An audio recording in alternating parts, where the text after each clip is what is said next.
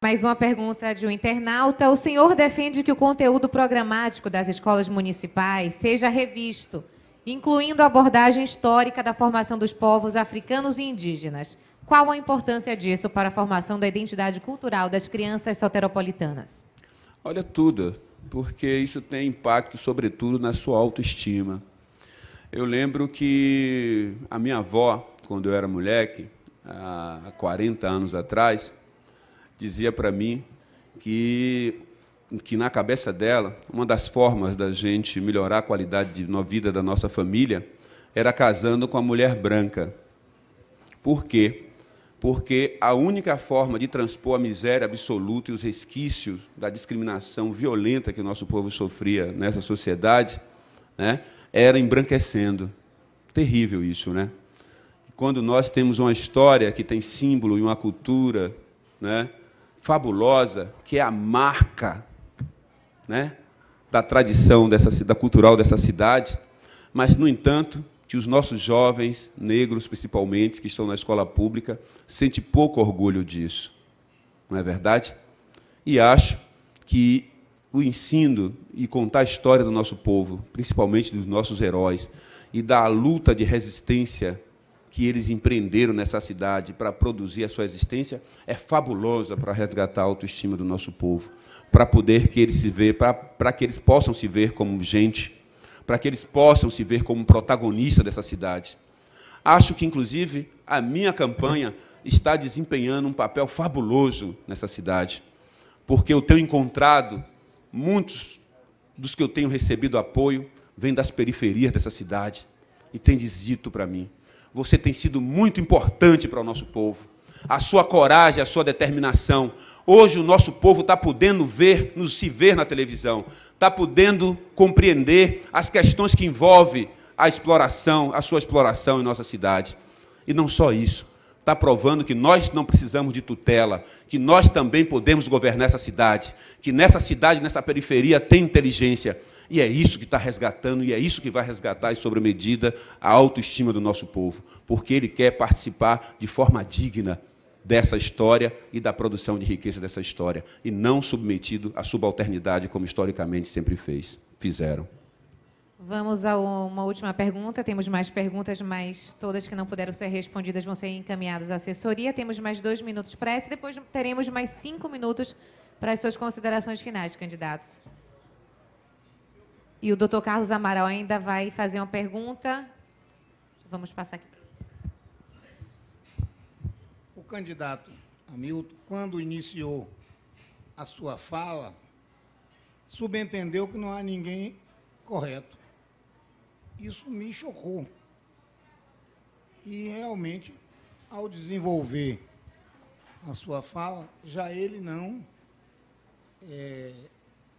estigmatizava daquela forma. Esta é a minha primeira observação, mas eu tenho 2 mais importantes. O candidato está aqui a convite da Casa do Comércio. Eu quero lembrar que quem, como eu, exerce a função de presidente da federação, frequentemente é entrevistado. E quando eu sou entrevistado, que me perguntam qual é o pior dos males que eu conheço, eu digo o desemprego, porque o chefe de família que não tem leite para dar aos seus filhos e comida para dar aos seus familiares, enlouquece. Porém, é preciso que se veja que uma das maiores causas do desemprego será o fracasso das empresas. Se as empresas não tiverem lucro, elas fecham e desempregam mais ainda. Então, é preciso que se apoie o lucro decente. Eu não estou dizendo o lucro indecente e imoral, mas o lucro correto, porque sem ele o desemprego se instala na plenitude muito maior do que se imagina. E a última observação que eu gostaria de fazer é que o candidato, a certa altura, disse que queria ver uma cidade socialista. No regime republicano que nós vivemos, e qualquer um aluno de primeiro ano de Direito sabe disso, é impossível implantar uma prefeitura socialista. Socialismo é forma de governo e, na vida republicana, ele teria que ser instalado na República e se espraiar pelos poderes estaduais e municipais. Jamais seria possível instalar uma prefeitura socialista, salvo se houvesse uma guerra civil. E isto a ninguém satisfaz, porque a Colômbia tem aí as Farc e todos sabem como tem sido aquela carnificina naquele país em decorrência disso. Mas num regime correto e decente, é impossível conceber uma prefeitura socialista com um regime de governo que não seja igualmente socialista.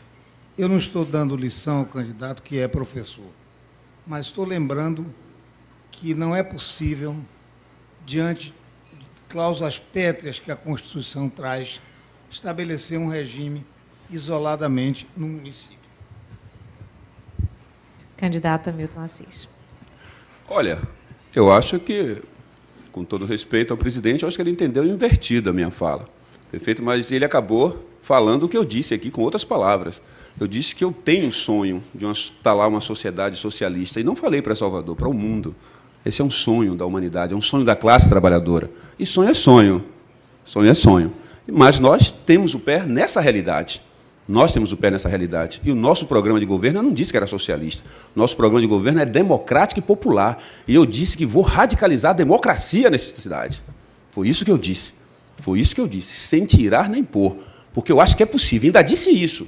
Ainda disse ainda que ia utilizar todos os instrumentos legais que a Constituição nos oferece, que são os conselhos de participação popular, que são os conselhos de participação popular e de controle social, para democratizar, para fazer com que o nosso povo passe a ter mais controle sobre a máquina pública. Foi isso que eu disse aqui. Então, não propus nenhuma revolução, nem instalar nenhum caos, muito pelo contrário. Eu acho que eu disse ainda que, se nós estivermos caminhando por essa lógica de aprofundamento da desigualdade, nós vamos chegar à barbárie. E não vai ser o socialismo que vai propor essa barbárie, não. É o próprio capital. Por isso é que eu acho que nós precisamos repensar esse paradigma de gestão das nossas cidades. E eu penso sobre isso, mas eu não quero abrir mão dos meus sonhos, porque a sociedade que eu quero não é essa. Não é esses valores que essa sociedade prega, do individualismo, do consumo exacerbado, do lucro fácil. Não. A minha sociedade é uma sociedade solidária, capaz de nós podermos enxergarmos um outro com o mesmo respeito, com a mesma autoridade, para que todos tenham a mesma oportunidade. Mas sei que essa sociedade ainda vai ser difícil de ser alcançada, mas não impede de que nós lembremos a cada momento de que ela é possível e de que ela pode ser construída, não no futuro, mas que ela pode ser construída com ações importantes. E se nós fizermos o resgate da cidadania do nosso povo, estabelecendo um governo de participação popular, com democratização da gestão e transparência sobre a coisa pública, nós vamos fazer uma revolução, e não vai ser a revolução das Farc, não. E eu tenho certeza que muitos empresários, assim como o senhor, poderão colaborar com esse nosso governo, porque certamente será um governo que pretende dar mais respeito à coisa pública e respeito, sobretudo, ao nosso povo. Mas será um governo que também quer sonhar com a sociedade mais justa e igualitária. Isso sim, continuar sonhando com essa sociedade que é importante.